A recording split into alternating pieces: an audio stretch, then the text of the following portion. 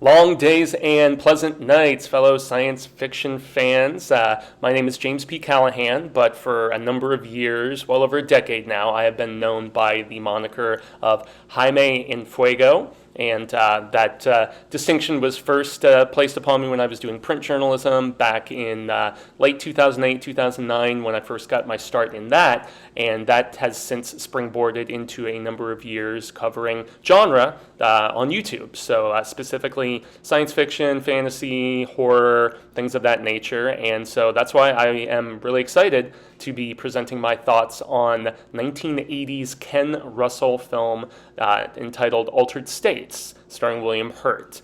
And so this is a movie that has been in my high regard for quite a number of years now, because of the fact that I admittedly did experiment in my early 20s with some psychedelics and whatnot. And so for that reason, I really do feel like this just mind melter of a movie is very fascinating, and it gets a lot of the distinctions pretty on point. And so this is about a gentleman by the name of Dr. Edward Jessup, played by William Hurt, and he is obsessed with what he describes as trying to tap into the true self.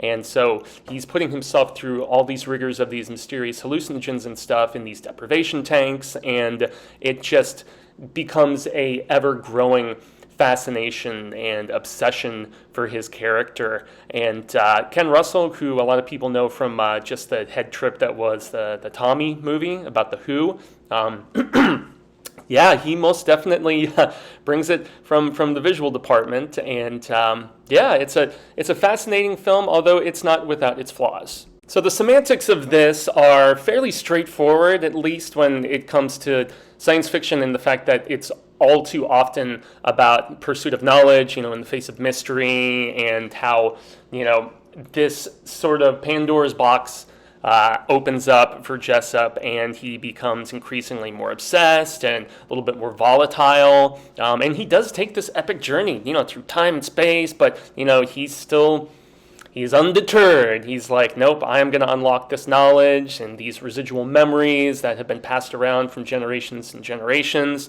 And, it eventually ends, as you see in this photo here, on the alteration of his physical makeup after these repeated moments of psychedelic experience. And so it's just fascinating to see, almost like the mad scientistness of it, and that obviously being another common theme in science fiction is just proceeding onward despite all of the occupational hazards of this sort of just pursuit of mystery, so to speak. So next up we have the metaphors, allegories, ideologies, of which there is a very prevalent amount throughout this film. Allegorically, I mean, you bear witness to Jessup's desire and, mysterious ancient knowledge that he is so dead set on being able to actually just get into contact with, and he is becoming as addicted to these strange substances he is experimenting with, and it just all escalates over the course of the film.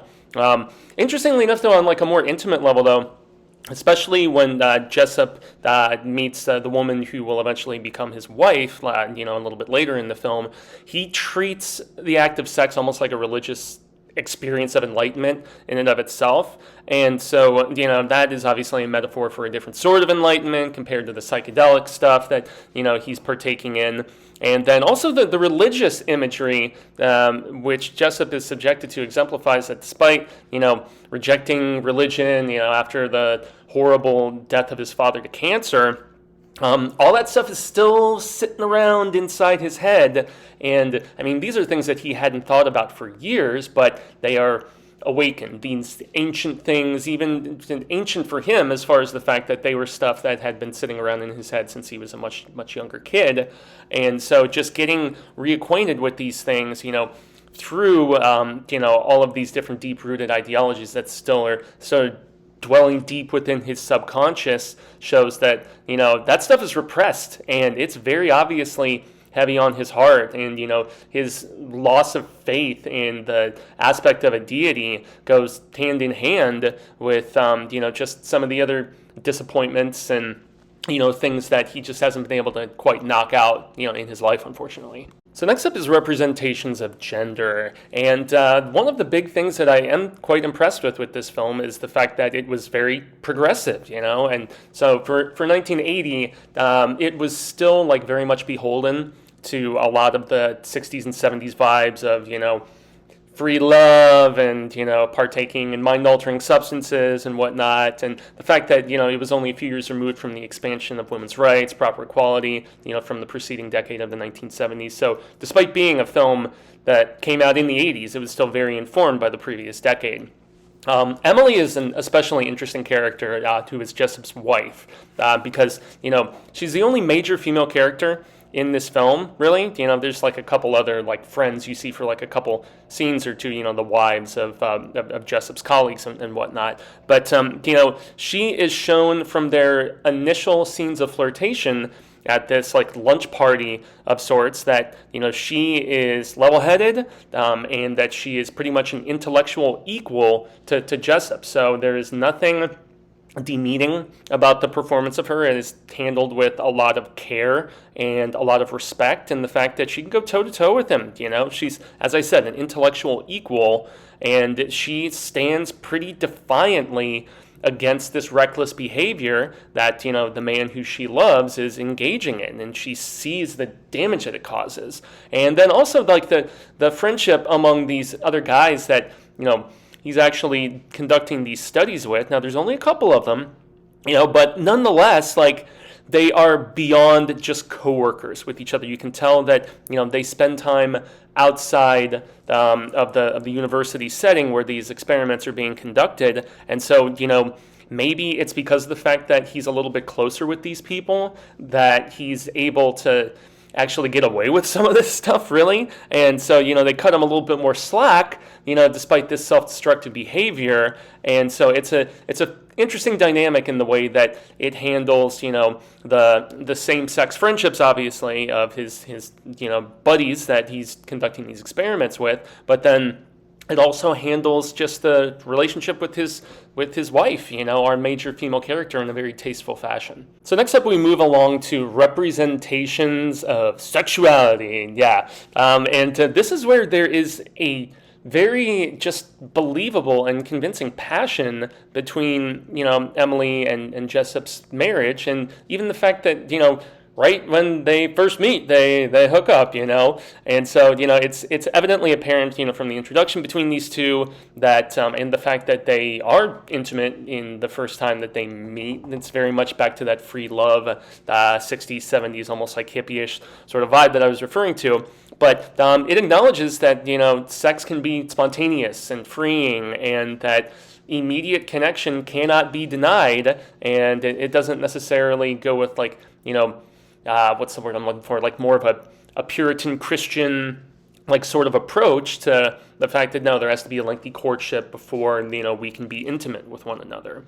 And yet it interestingly counterbalances the fact that, go home with someone that you just met is the way that Jessup makes love. As Emily even comments to him, she's just like, sex is like a religious experience for you, so to speak, and it reinforces the intensity that Jessup pretty much brings to everything, in his life, from his research to just the way that he loves. And so it's a very passionate sex scene. It's not super, super graphic or anything, but it's definitely very intense.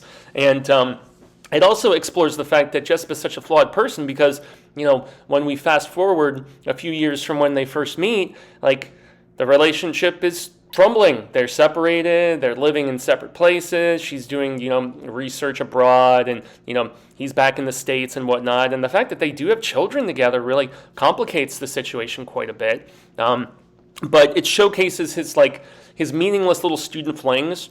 It showcases, the facilitating fear of commitment that he obviously has, which is why, he has this wonderful woman who loves and cares a lot about him, and yet he's so wrought with his obsessiveness of his work that, it's just getting in the way of meaningful love in a lot of ways. Although, interestingly enough, the film concludes with that whole, like, love conquers all sort of situation. and it basically saves him from the brink of this transformative madness. Emily's love for him, how the whole love breaks all barriers kind of thing, and it essentially is their love is the redemption that basically deters him from continuing along with this. But then again, that's not to say that after the fact, he's going to get back into it or whatever. But the film has a relatively upbeat ending, interestingly enough, in regards to this main relationship that's being showcased. So the last few things were definite positives about this film, the relational dynamic and everything, and the intrigue of the whole psychedelic experience. But now we're going to be veering a little bit more into the problematic aspects of this movie, and one of them is representations of race. And so, as I say here, one of my glaring criticisms of this film is that some might excuse, such a small cast, but I mean, pretty much everybody in this movie is white. Our main character, his circle of friends. Ironically enough, there's barely even persons of color as extras in some of the background shots of airports and things of that nature. So that's definitely a little problematic. None of Jessup's university colleagues, people of color, and even when he consults this Latino guide who's going to take him down to Mexico for this crazy psychedelic excursion of sorts, he is super light-skinned man, and the fact that he could most definitely pass as a Caucasian himself, and he doesn't even really have a noticeable accent or anything like that. And then when it actually gets to this hallucinatory ritual, the Brujas help him with down in Mexico, it's well choreographed and costumed and everything. It all looks incredibly authentic.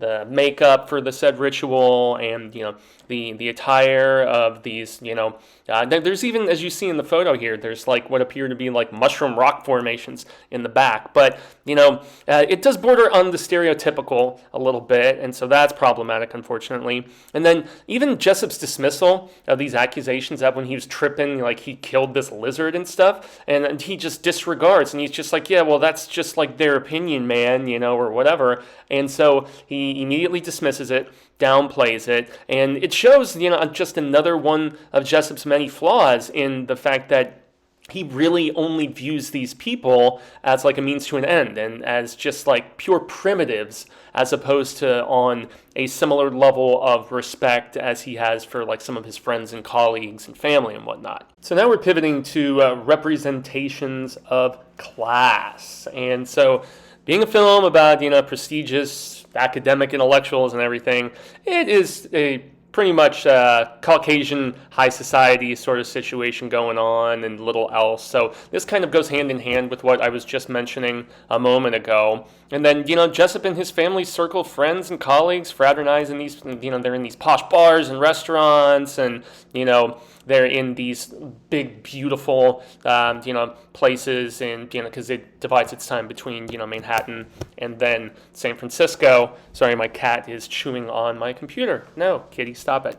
And then in these rare instances where other areas appear beyond, this aforementioned echelon, as in the hallucinations in Mexico, and some of those transformation bits when he first, as in Jessup, makes the complete change to that primordial, mid-evolutionary sort of situation. They're either portrayed by the filmmakers with cautious grittiness or perceived by the audience through Jessup's gaze with an impression of borderline disdain. And so, like I mentioned in the last slide, he doesn't really seem like he has the immense amount of respect for the people that, take him on this hallucinatory journey, back down in Mexico. And he seems to respect the tour guide, pretty much. But, I hate to use a term like hoity-toity, but yeah, I mean, the fact that, he is at these very prestigious high-level university places, and he has just the freedom to, spend willy-nilly as much as possible on these very self-indulgent sort of things. Jessup is very much, a upper class sort of citizen, and he doesn't seem like he has much interest in fraternizing and having much to do with anybody who doesn't fit into that sort of vernacular. Okay, so moving right along, we are now getting into AI, artificial intelligence, transhumanism, and just the presence of technology. And obviously, this is pretty cutting-edge stuff for 1980 as far as just, the deprivation chamber and, some of the just devices to read everything from heart rate to various other things as he is putting himself through these experimental trials. There's an interesting counterbalance in Jessup's research of merging what at the time was some of the most advanced stuff, but with these old ritualistic sort of things that were ancient in said regard. So it is very much a melding of the old with the new as far as this research that he's doing is. And there's no exploration of artificial intelligence really in the narrative.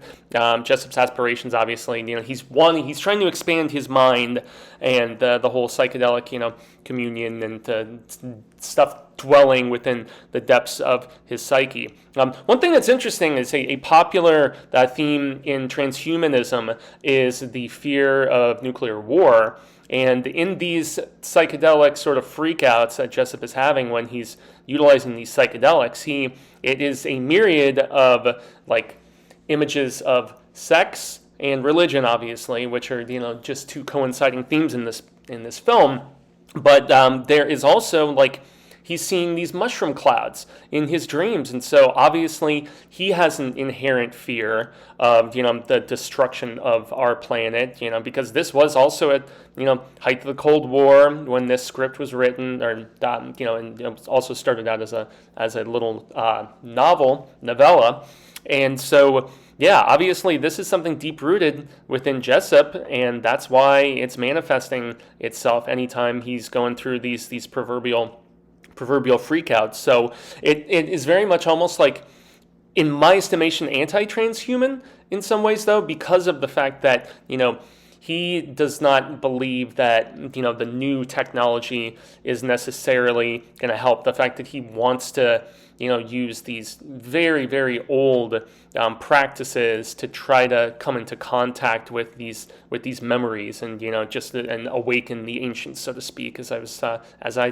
deliberately titled this. So now we round things out with impact and canon. And so there's unfortunately well-documented friction going down between Ken Russell, the director, and Paddy Chayefsky, who was the author of the novel and who also wrote the script for this movie. But he clashed with Ken Russell so hard that he actually ended up taking his name off of the finished product because he was that dissatisfied with it, and he just listed a pseudonym,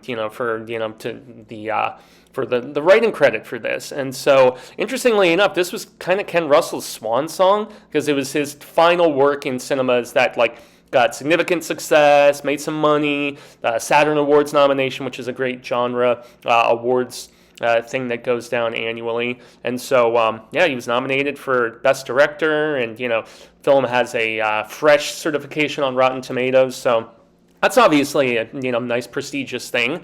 And it informed a lot of stuff that came after, the whole body melt bit that we see near the end of the movie obviously had some influence on films from the 80s, like The Stuff and, the 88 Blob remake that Chuck Russell did along with Frank Darabont. And then even later on, in the 2000s, there's a couple works. One is most notably Darren Aronofsky's The Fountain, which was a graphic novel and it was a feature film.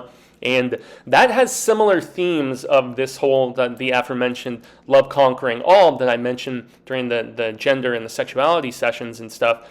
And that's because that film has Hugh Jackman basically transcending time and space through the power of love to connect with, his soulmate, essentially. And then obviously we've got the deprivation chamber stuff, which a little scene film that I'm a real big fan of, Keira Knightley, Adrian Brody, it's called The Jacket. And it's where Brody's character is subjected to, it's a forced situation in comparison with what Jessup's character is going through. And then obviously the most the most recent and probably well known to mainstream audiences would be what 11 is subjected to in the Netflix show Stranger Things, so that's also a thing. And but yet, of all of the different, it's been referenced in metal albums, and I even had some of the Altered States dialogue in a couple tracks from bands that I played in back in my 20s and stuff. But my personal favorite, as far as impacting canon and just its residence within the zeitgeist of popular culture, is a season 10 episode of South Park. It's called Tist.